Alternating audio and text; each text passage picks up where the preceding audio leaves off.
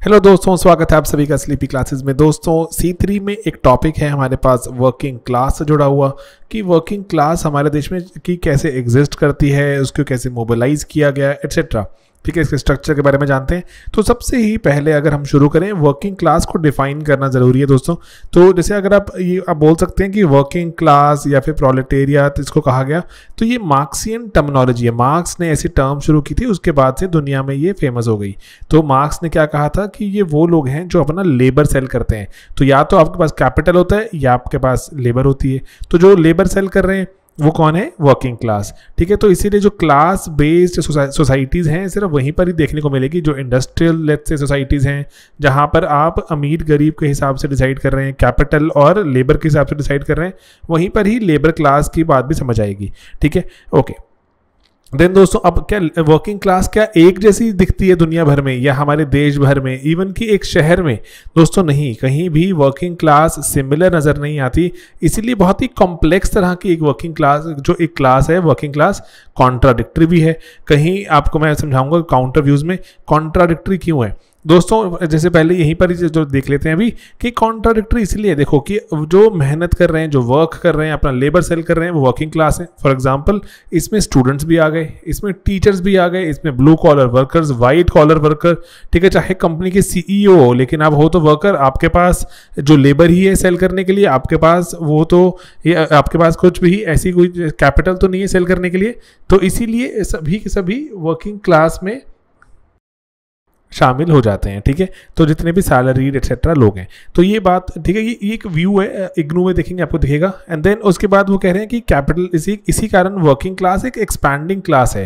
Expanding class, सभी के different interest भी हैं, सभी के डिफरेंट तरह के मोटिवेशंस हैं और अपने अपने तरह से चाहते हैं वर्किंग क्लास की एजेंडाज को ड्राइव करना। देन एक पैरेलल, एक कॉन्ट्राडिक्टरी और एक, इसलिए जो बोलते हैं कॉन्स्टेंटली चेंजिंग एंटिटी क्यों है? क्योंकि आप देखो वर्किंग क्लास वो एक और काउंटर व्यू जो है, जो एक्सपैंडिंग वाले का काउंटर व्यू कि वर्किंग क्लास डिसअपियर हो रही है। वो बोलते हैं कि जैसे जैसे आप देखिए इंडस्ट्रीज में ऑटोमेशन बढ़ती जा रही है, और उसके बाद जो ब्लू कॉलर जॉब्स हैं, जिसे बहुत जहाँ पे हार्ड लेबर चाहिए, वो एग्जिस्ट ही नहीं करती, मशीन्स करती हैं काम, तो ब्लू कॉलर जॉब जाती जा रही हैं। तो उस कारण से वो बोलते हैं कि वर्किंग क्लास तो डिसअपियर हो रही है।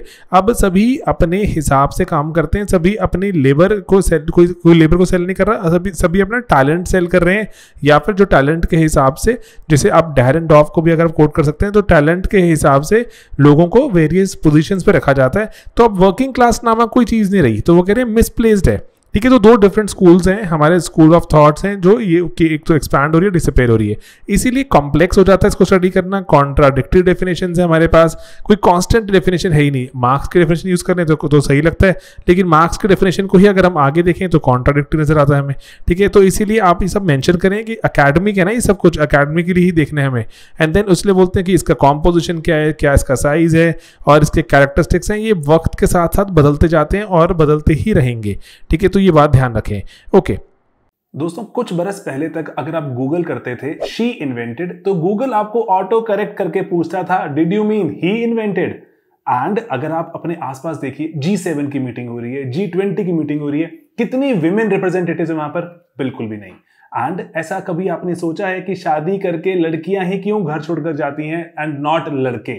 तो ये सब चीजों के सवाल, ऐसा नहीं है कि हर एक चीज का जवाब है हमारे पास, लेकिन ऐसे कुछ जो सवालों के जवाब ढूंढने की कोशिश की जाती है सोशियोलॉजी में।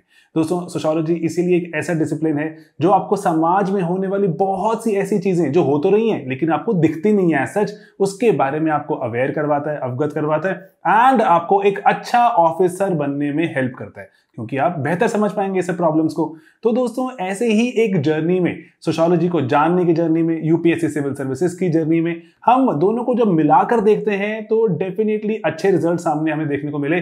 रैंक 2, रैंक 5, 13 एंड इनफैक्ट पिछले कितने सालों में जो टॉपर्स रहे सोशियोलॉजी के, वो हमारे कोर्सेज को यूज कर रहे थे या हमारे वीडियोस को पढ़ रहे थे, देख रहे थे। तो यही मैं चाह रहा हूं आपको बताना कि आज आप भी अगर सोच रहे हैं सोशियोलॉजी को एक ऑप्शनल के जैसे यूपीएससी सिविल सर्विसेज में, तो एक बढ़िया प्लेटफॉर्म पर हैं आप, एंड साथ चलते हैं, इकट्ठे चलते हैं। लंबी जर्नी है, थोड़ा क्यूरियोसिटी बनाए रखिए, थोड़ा जज्बा बनाए रखिए, डेफिनेटली कामयाबी मिलेगी। देन अब हमारे पास यहाँ पर एक डेफिनेशन है इंडिया के, जो थोड़ा पर्सपेक्टिव से लिखी गई थी। होमस्ट्रॉम लिखते हैं कि जो लोग, जो अगर आप देखो कौन से लोग जो कि इंडस्ट्रियल वर्कर्स हैं और क्या जनरली वेज अर्न करते हैं, तो वो, और इनफैक्ट अगर वो सेल्फ एम्प्लॉयड वर्कर्स भी हैं। देखो अगर बड़ा कोई कैपिटलिस्ट नहीं है तो वो वर्किंग क्लास है। वो जो होमस्ट्रॉम ऐसा मानते हैं कि हो सकता है कि आप लेट्स से, अगर मैं बोलूँ कि आप किसी अगर रैग पिकर को देखें, ठीक है, या फिर आप रैग पिकर के सिवा अगर, जैसे रैग पिकर मतलब जो कूड़ा करकट उठाते हैं, या फिर आप किसी रिक्शा पुलर को देखें, ठीक है, रिक्शा पुलर, तो क्या ये कैपिटलिस्ट नजर आते हैं? आप बोलेंगे अपना काम कर रहे हैं, अपना लेबर, अपने लिए लेबर कर रहे हैं दोस्तों, लेकिन ये कैपिटलिस्ट थोड़ी ना है फिर ये। तो ये क्या है? ये भी वर्किंग क्लास। वर्किंग क्लास की आगे हम डेफिनेशन देखेंगे, उसको और ब्रॉडन कर देंगे, 4 एस्पेक्ट बना देंगे, ठीक है। तो ये क्या है हमारे पास, इसीलिए ये सभी वर्किंग क्लास है होमस्ट्रॉम की नज़रों में, ठीक है। पर्सपेक्टिव ही है अगेन, तो लेकिन काफ़ी ये एक वाइडर पर्सपेक्टिव है कि इंडस्ट्रियल वर्कर जो या तो वेज अर्न कर रहे हैं या फिर सेल्फ एम्प्लॉयड भी हो सकते हैं, छोटा छोटा काम करते रहते हैं इंडस्ट्रियल टाउन्स में, वो भी वर्किंग क्लास ही कहलाती है। ओके, देन दोस्तों इंडिया में ग्रोथ कैसे हुई जान लेते हैं। 10 मार्कर क्वेश्चन हमसे पूछा जा सकता है। पहली बात तो उसको बोलते हैं वर्कर्स फेज, जहां पर जो मॉडर्न इंडस्ट्री हमारे देश में एस्टैब्लिश हो रही है, generally jute and cotton mills etcetera ही बन रही है, ज़्यादा कुछ काम नहीं है अभी देश में, एंड वर्किंग क्लास इसलिए बहुत मिनिमलिस्टिक सी, बहुत छोटी है। देन उसके बाद आता है फिलेंथ्रोपिक फेज, जहां पर ह्यूमनिस्टिक एस्पेक्ट को दिमाग में रखते हुए, चाहे इंडस्ट्रीज बड़ी आ गई, क्योंकि ना World War I तक की बात है, चाहे इंडस्ट्रीज बड़ी आ गई, चाहे हमारे देश में वर्किंग क्लास बढ़ रही है, लेकिन अब उनको ह्यूमंस की तरह देखना जरूरी है। ह्यूमंस हैं जो भी वर्किंग क्लास के लोग हैं, तो ह्यूमंस के हिसाब से देखते हुए यहां पर बात हो रही है हमारे देश में, अब डेवलपमेंट हो रही है एक थॉट की। जैसे इंपॉर्टेंट इसमें कुछ लोग हैं जिनका नाम देखना जरूरी है। फॉर एग्जांपल दोस्तों हमारे जैसे देश में शशिपदा बैनर्जी, ठीक है, बंगाल में LM लोखंडे, ये इनका एक पैम्फलेट, एक नोट भी पब्लिश हुआ दीन बंधु के नाम से। तो इसीलिए अब ये इंपॉर्टेंट है भारत में। जैसे भारत जो अगर आप लिखें श्रमजीवी, ये चीज़ें मेंशन कर देते हैं ना अगर हम पेपर 2 में, तो हमारे थोड़े एक आधा नंबर बढ़ जाता है कि फिलेंथ्रोपिक एक तरह से फेज चल रहा है, जहां पर वर्कर्स को एज ह्यूमन बीइंग देखा जा रहा है, उनके भले की बात की जा रही है। अंग्रेज या फिर जो कैपिटलिस्ट हैं, चाहे वो मारवाड़ी हैं, चाहे वो पारसी हैं, जैसे भी हमारे देश में जो कैपिटलिस्ट हैं, वो कैपिटलिस्ट इतना नहीं सोच पा रहे, लेकिन उनके पैरेलली अभी एज सच देखो, अभी ट्रेड यूनियंस भी नहीं आई, तो इसीलिए इसको फिलेंथ्रोपिक फेज कहा जाता है कि कुछ लोग हैं वो चाह रहे हैं कि हम कुछ अच्छा करें, इनके लिए कुछ ऐसे कुछ ओवरऑल जो लॉज बने, एक्ट्स बने, जहां पर वर्कर्स के लिए फायदा हो, वर्कर्स के लिए कोई काम की बात की जाए, उनके भले की बात करें। शशिपदा बैनर्जी एंड LM लोखंडे, ठीक है, शशिपदा बैनर्जी बंगाल में एक्टिव है, LM लोखंडे मुंबई में एक्टिव है, तो इसीलिए यहां पर इनका नाम अगर दिमाग में रहे हमारा अच्छा आंसर बन सकता है। नेक्स्ट दोस्तों आगे, तो ट्रेड यूनियंस बननी शुरू होती हैं ग्रेजुअली दुनिया भर में। जैसे World War I के बाद तो बहुत सारी ट्रेड यूनियंस बनी, जो इंटरनेशनल लेबर ऑर्गेनाइजेशन बनती है वो दुनिया भर में लेबर्स बनाना शुरू करती है। तो इसीलिए जो ILU क्या है दोस्तों, हमारे देश की labour union, Indian labour union बनती है। उसके बाद trade union, all India trade union Congress बनती है। बहुत प्रोमिनेंट हमारे देश के जो नेता हैं वो भी इनमें पार्टिसिपेट करते हैं, और इनमें पार्टिसिपेट करते हुए इनके जो ऐसे बोलते हैं सेरेमोनियल हेड्स भी बन जाते हैं, ताकि देश में वर्कर्स को थोड़ा मोबिलाइज किया जा सके। एंड देन उसके बाद इसलिए आज़ादी तक पहुंचते पहुंचते 4 मेन हमारे पास ट्रेड यूनियंस एग्जिस्ट करती हैं, इंक्लूडिंग हिंद मजदूर सभा, ठीक है। तो ये सब चीज़ें जो ओवरऑल क्या हो रही है, ये ग्रोथ हो रहा है वर्कर्स फेज से शुरू होते हैं, philanthropic phase and then trade unions. आज तो चलो बहुत सारी ट्रेड यूनियंस एग्जिस्ट करती हैं, एक फंडामेंटल राइट है हमारे पास ट्रेड यूनियन बनाने का। तो लेकिन ये जो पहले नहीं था, ग्रेजुअली ही डेवलप हुआ, और ये वर्किंग क्लास को और वर्किंग क्लास की कंडीशन को इंप्रूव करता चला गया, उनके हक की बात करता रहा। तो ये हमें पता होना चाहिए। लेकिन आप यहां पे लिख सकते हैं, लेट्स से अगर आपको किसी AITUC के बारे में पूछने की बात आए, और या फिर किसी भी और चीज की पूछने की बात आए, आपने कुछ बातें लिखनी है जो प्री इंडिपेंडेंस टाइम में हमारी वर्किंग क्लास थी। चाहे वो जैसे मान लीजिए मुंबई में काम कर रही है तो उसको कोलकाता का नहीं पता, कोलकाता वाली काम कर रही है उसको चेन्नई का नहीं पता। तो इसलिए बहुत जोग्राफिकली लोकलाइज्ड है। जैसे कार्ल मार्क्स कहते हैं कि अगर दुनिया भर के वर्कर्स इकट्ठे हो जाएं तो बहुत कुछ हो सकता है, एक्सेट्रा, तो वो होंगे ही नहीं इकट्ठे, बहुत ही लोकलाइज तरह से काम करते हैं। पता ही नहीं एक जगह से दूसरी जगह में क्या प्रॉब्लम्स हैं, या फिर प्रॉब्लम्स क्या पता कॉमन ही हो, कॉमन होंगे तो इकट्ठे हो जाएंगे। तो इसलिए बहुत ही लोकलाइज तरह से एग्जिस्ट करते थे पहले भी, ठीक है। एंड देन उसके बाद हाईली एक्सप्लॉइटेड, कहीं भी गए वर्किंग क्लास, चाहे जिस भी जगह पे चले गए। आज़ादी में आपने बहुत सारी जो सुनी होंगी अहमदाबाद जो मिल स्ट्राइक है, तो वहाँ पर भी जो बहुत एक्सप्लॉयटेशन के खिलाफ ही आवाज़ उठाई, बहुत हाईली एक्सप्लॉयटेड, इतने लॉज एग्जिस्ट नहीं करते, जो लॉज एग्जिस्ट करते भी हैं अगर वो कैपिटलिज्म को ही, कैपिटलिस्ट को ही फेवर करते हैं। एंड देन उसके बाद अगर देखें तो जो हमारा वर्किंग क्लास अगर आज़ादी से पहले तो अनस्किल्ड वर्कर ही है मेनली, क्योंकि फॉर्मल एजुकेशन या फिर हमारे देश में टेक्निकल एजुकेशन तो एग्जिस्ट नहीं करती थी, तो इस कारण से मेजर मोस्टली अनस्किल्ड ही हैं सारे के सारे वर्किंग क्लास में लोग। एंड बिल्कुल at the bottom of the pyramid है कि ऐसा नहीं है अच्छी कोई तनख्वाह मिल रही है, उनको अच्छी वेज मिल रही है, सरकारी जॉब होना या फिर उसके बाद अगर जो कहीं कोई वकील एटसेट्रा है तो वो बहुत बेहतर है। इवन कि आप देखिए कि फार्मर्स बहुत ज़्यादा जो एक्सप्लॉयटेड हैं, फार्मर्स बेटर हैं लेकिन पेजेंट्स उससे ज़्यादा एक्सप्लॉयटेड।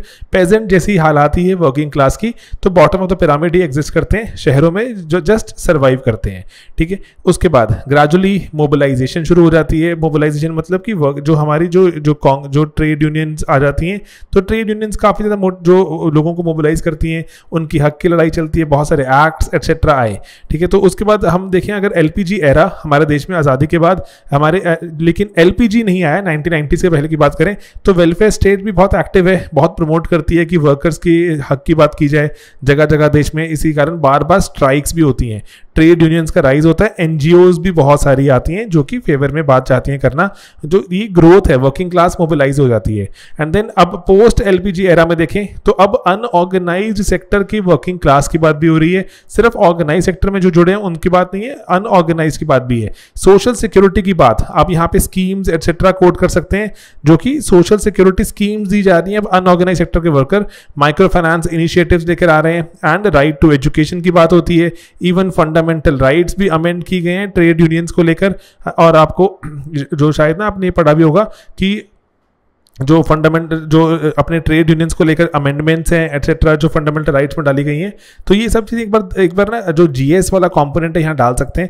लेकिन मैं चाह रहा हूँ आपको एक थोड़ा एक स्ट्रक्चर प्रोवाइड करना कि अगर हम देखें पहले वर्किंग क्लास है क्या, कि वर्किंग क्लास देश में हमारी बढ़ रही है या घट रही है, ठीक है, ओके। तो उसके बाद एक डेफिनेशन होमस्ट्रॉम की देखें, एंड देन हमारे देश में वर्किंग क्लास के हित की बात करना, वर्किंग क्लास कैसे बढ़ी और कैसे उसके फेवर की बात कैसे करना शुरू हुए। ट्रेड यूनियंस नहीं थी पहले, तो फिलेंथ्रोपिक फेज था, लोग जो फिलेंथ्रोप आगे आते थे वो कुछ चाहते थे करना। एंड देन उसके बाद जो आज़ादी के पहले लेकिन वर्किंग क्लास थोड़ा जो कुछ चीज़ों से ग्रस्त थी, एंड लेकिन ग्रेजुअली आगे बढ़ते बढ़ते जो प्रॉब्लम्स चेंज हो रही हैं, लेकिन साथ साथ में रिस्पॉन्स भी आता जा रहा है, लॉज बदल रहे हैं, एक्ट्स बदल रहे हैं, एंड ओवरऑल सोसाइटी का जो एक बोले नज़रिया भी बदल रहा है, ओके। देन दोस्तों वर्किंग क्लास आज कैसे नजर आती है, तो चार तरह के हमारे पास वेज की अगर हम बेसिस पर देखें तो चार तरह के वर्कर्स रहते हैं हमारे पास। तो ये इंपॉर्टेंट है, दिमाग में रखिएगा हमेशा ही, वर्किंग क्लास को एनालाइज करने का अच्छा फ्रेमवर्क है आज के समाज में। पहला जो दोस्तों बिल्कुल टॉप ऑफ द पिरामिड होते हैं, जो कुछ ऐसी जो पोजीशंस पे काम कर रहे हैं जहां पे तनख्वाह बहुत ज्यादा मिलती है, तो भारत सरकार भी वैसे ये टर्म यूज करती है, उनको बोलते हैं, उनको मिलती है फैमिली वेज। ऐसे लोग जो फैमिली वेज कमाते हैं कि पूरे परिवार अच्छी एजुकेशन और अच्छी जगह पर रहना और घर गाड़ी एटसेट्रा कुछ सुविधाएं दे सकते हैं पूरे परिवार को, एक ही इंसान, ऐसा उसको बोलते हैं कि ही और she is earning a family wage, ठीक है। तो जनरली कंपनी के परमानेंट एम्प्लॉयज होते हैं, लार्ज फैक्ट्रीज वगैरह एटसेट्रा में, जहां भी एंटरप्राइजेज में, तो जनरली पेट्रोकेमिकल जो हमारे देश में, जैसे अगर आप ONGC, IOCL एक्सेट्रा में जॉब करते हैं ना, वो किसी इन कंपनीज में काम करते हैं बड़ी बड़ी, तो आपको जो वेज मिलती है वो फैमिली वेज होती है, चार लोगों के परिवार को अच्छे से चलाने के लिए इनफ रहती है, ठीक है। तो ये ऐसा भारत सरकार की डेफिनेशन भी है, लेबर लॉज में लिखा भी हुआ है। तो चलो वहाँ नहीं जाएंगे कि इतना PhD थोड़ी ना करनी है। तो फैमिली वेज का कॉन्सेप्ट है परमानेंट एम्प्लॉयज़ को लार्ज फैक्ट्रीज में, जो लार्ज सेक्टर्स हैं वहाँ पर, इवन IT एटसेट्रा वगैरह में भी देखें तो वहाँ भी मिलती है, ठीक है। तो ये अब उसके बाद सेकंड है कि फैमिली वेज तो नहीं मिल रही लेकिन खुद की इनफ वेज मिल रही है कि एक इंसान का अच्छे से गुजारा होगा, ठीक है। तो इसीलिए अब ये वो जो बहुत सारे लोग हैं जो फैमिली वेज तो नहीं मिलती इनको, दे डू नॉट गेट, ठीक है, ऐसी working class does not get family wage, लेकिन देखें अगर तो खुद के लिए जो कर पा रहे हैं इनफ कि खुद का अगर उनको स्पेंड करना हो, जो खाना पीना रहना, तो वो कर सकते हैं, ठीक है। तो जनरली जो पुरानी इंडस्ट्रीज हैं जो बहुत ज़्यादा जिसमें प्रॉफिटेबिलिटी नहीं होती अभी, तो कॉटन, जूट, टेक्सटाइल एक्सेट्रा जो इंडस्ट्रीज हैं, इवन की टी प्लांटेशन वाले वर्कर्स भी यहीं डाल दिए जाते हैं। एंड क्योंकि क्लासीफाई करना आसान है, पर्टिकुलरली बोर्ड्स, बहुत सारे बोर्ड्स एग्जिस्ट करते हैं जो कि इनका ध्यान रखते हैं एंड अकॉर्डिंगली एक इंसान को इनफ सैलरी मिल रही है देखते हैं, ठीक है। फैमिली वेज नहीं मिल रही लेकिन इंसान के लिए इनफ। देन दोस्तों जो वेज तो मिल रही है, एम्प्लॉयज तो हैं कंपनी के, लेकिन बिल्कुल बॉटम पे एग्जिस्ट करते हैं। अब ये हैं जो जनरली आप इसमें ना डाल सकते हैं, आज की एरा में गिग इकोनॉमी का भी नाम डाल सकते हैं। गिग इकोनॉमी दोस्तों समझते हो ना, गिग इकोनॉमी क्या होती है कि जैसे जो जोमेटो, स्विगी, फ्लिपकार्ट, अमेजॉन के जो डिलीवरी एजेंट्स हैं वो गिग इकोनॉमी का पार्ट है कि 2 घंटे के लिए मैंने वेबसाइट बनाने का काम शुरू किया हुआ है, उसके बाद मैं कुछ और करता हूँ, तो या फिर मैं सिर्फ वही करता हूँ, एक दो कोई कॉन्ट्रैक्ट मुझे मिल जाते हैं। तो ये हम छोटे छोटे गिग्स कर रहे हैं। गिग्स का मतलब समझते हो, गिग क्या होता है कि जाके जो स्टेज पे एक्ट करते हैं हम, जो वो थोड़ा सा एक्ट करते हैं लोग, दैट्स इट। उतनी ही जो जॉब है उतना ही गुजारा है, उससे ज़्यादा बहुत से लोगों को काम भी नहीं करना। मुझे काम ही सिर्फ 4 घंटे करना है ताकि थोड़ा सा मेरा गुजारा हो जाए। एंड देन लेकिन generally bottom of the scale नहीं है ये, फिर भी जो कई बार तो जो इनफ सैलरी कमा रहे हैं बहुत ऊबर एटसेट्रा वगैरह चला के, क्योंकि ऊबर एटसेट्रा चलाना भी परमानेंट कोई जॉब नहीं है, ना ही टेम्परेरी जॉब है, तो इसको गिग इकोनॉमी का नाम थोड़ा क्लासीफाई करना मुश्किल है इसको चारों में, लेकिन स्टिल अगर डालना है तो यहाँ डाल सकते हैं। तो ये bottom of the ways scale भी है। जनरली कैजुअल लेबरर्स हैं बहुत सारे, कॉन्ट्रैक्ट लेबरर्स हैं एटसेट्रा, जो जहाँ पे ब्रिक किलन्स हैं एटसेट्रा, वहाँ पर कंस्ट्रक्शन साइट्स, वहाँ पर बहुत देखने को मिलते हैं। तो सैलरी जो खुद के लिए भी इनफ नहीं है, कि अगर खुद के लिए इनफ नहीं है मतलब अपने बच्चों की एजुकेशन कैसे करेंगे, तो इसी कारण बच्चों को भी काम पे लगा देते हैं। तो और इसीलिए जो working class at the bottom of the ways scale है, ये वाली जो पर्टिकुलरली क्लास है जहां पर चाइल्ड लेबर की प्रॉब्लम भी देखने को मिलती है, ठीक है। तो ये बात थोड़ा ध्यान रखें। एंड देन उसके बाद है एक reserve army of labour, generally जो बहुत ही पेटी कमोडिटीज में काम कर रही है, जैसे छोटे छोटे बिल्कुल ट्रेडिंग घर के बाहर, जैसे देखते हो ना आप जो दुकानों के बाहर, सॉरी, कि जो फड़ी लगा के बैठे होते हैं एटसेट्रा, तो वो पेटी ट्रेडिंग कर रहे हैं। और हॉकर्स हैं, ड्रैग पिकर्स हैं, ये बहुत ही ज़्यादा, ये जो bottom of the ways scale है उससे भी डेफिनेटली बहुत नीचे हैं, क्योंकि काम इतना मीनियल है, उस काम के लिए पैसे ही बहुत कम मिलते हैं, ठीक है। तो इसीलिए सफिशिएंट सर्वाइवल वेज वगैरह भी इनको नहीं मिल पाती। इनके लिए भी अब लॉज वगैरह आने शुरू हो गए हैं, जो आपको जैसे जो टाउन वेंडिंग कमेटी एटसेट्रा वगैरह बन जाती हैं, जहां पर जो एरियाज डिसाइड कर दिए गए हैं कि यहीं पर ही आपकी वेंडिंग हो सकती है, यहीं पे आप सामान बेच सकते हैं। हॉकर्स कहाँ कहाँ जाएंगे, उनके भी अब जो आपको शायद पता हो लाइसेंस मिलते हैं हॉकिंग किसी को करनी है तो हॉकर बनना है। तो ये सब चीज़ें ऑर्गेनाइज करने की अटेम्प्ट होती जा रही है ताकि इनको हक मिले, ताकि इनको राइट्स मिले। जब राइट्स नहीं होते तो ये टेंशन शुरू हो जाती है, सोशल सिक्योरिटी चली जाती है। ओके, अब दोस्तों यहाँ पे ना बात समझनी जरूरी है। मैं बहुत ही इंपॉर्टेंट एक बात बता रहा हूँ कि ना जब ये जो वेज डिफरेंशियल देखने को मिलता है तो उसके साथ साथ बहुत सारी चीज़ें बदल जाती हैं। आप एक बात नोट करो, जितना ज़्यादा इंसान को ज़्यादा सैलरी मिलती है उतनी जॉब सिक्योरिटी ज़्यादा है। या तो ऐसा होना कि भाई चाहे मैं गरीब हूँ लेकिन मेरे को जॉब सिक्योरिटी है, चाहे मुझे तनख्वाह बहुत कम मिलती है लेकिन जॉब मेरी कभी नहीं जाएगी। बिल्कुल उल्टा होता है, जितनी ज़्यादा सैलरी उतनी जॉब सिक्योरिटी हाई हो जाती है, ठीक है। तो इसीलिए आप देख रहे हो वल्नरेबिलिटी कितनी मैनीफोल्ड हो जाती है। एंड देन उसके बाद सेफ्टी का ध्यान, दोस्तों जितनी हायर पोजीशन पे इंसान है उतनी ज़्यादा उसका सेफ्टी का ध्यान रखा जाता है। जितनी लोअर पोजीशन पर है, आप जो इमेजिन कीजिए जो हमारे जो कूड़ा करकट उठा रहे हैं, जो हमारे सीवरेज में जा रहे हैं लोग, वो वहाँ पे जाके सफाई कर रहे हैं, गंदगी साफ कर रहे हैं, इतनी ज़्यादा हैजर्डस कंडीशन में सफाई कर रहे हैं, कोई सेफ्टी का ध्यान नहीं, पैसे भी कितने कम मिलते हैं।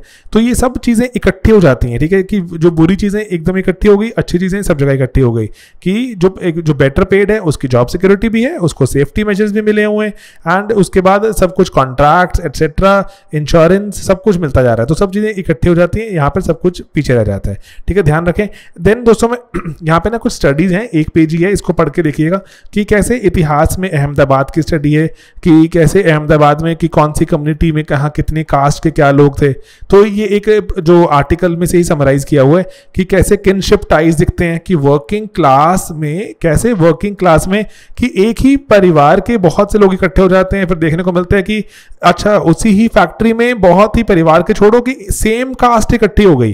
तो वर्किंग क्लास में ऐसे जो हमारे JNU के थे शायद, ये जो हेड उन्होंने उनकी स्टडी है कि एक किनशिप, जो एक परिवार का इंसान आ जाता है तो पूरे परिवार को छोड़ो पूरी कास्ट को वहीं पर ले आता है, एंड अकॉर्डिंगली सिमिलर तरह की जॉब्स करना शुरू कर देते हैं, बहुत सारे एक्सटेंडेड फैमिली भी, ठीक है। तो इसीलिए तो इसीलिए वो कह रहे हैं किनशिप टाइज हैं वो सिग्निफिकेंट रोल प्ले करती हैं एम्प्लॉयमेंट सीख करने में भी, और वेज स्केल कि अगर मैं किसी को ले आया, लेट्स से मैं वर्कर हूं, मैंने अपने किसी भाई बंधु को ले आया, वो आगे करते करते सारे के सारे सिमिलर तरह के जॉब कर रहे होंगे, सभी सिमिलर वेज स्केल में एग्जिस्ट करते होंगे।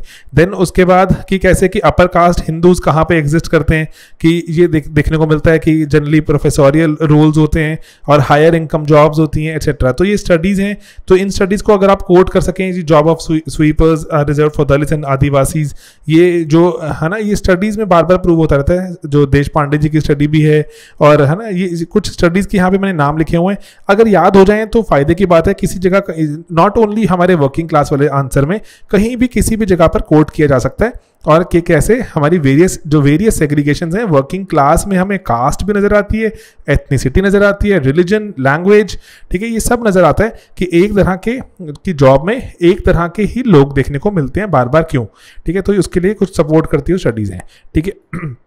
लेकिन ब्रॉडर देखें, ब्रॉडर तो हमारे पास ये सबसे इंपॉर्टेंट एस्पेक्ट है पूरे लेक्चर का, कि 4 तरह के वर्कर्स जो एग्जिस्ट करते हैं कौन से होते हैं, बहुत सिंपलिस्टिक सा है, मुश्किल नहीं है याद करना। देन कैसे हमारे देश में मोबिलाइजेशन या फिर कंसर्न्स चेंज होते गए जैसे जैसे हमारा देश आगे बढ़ता गया।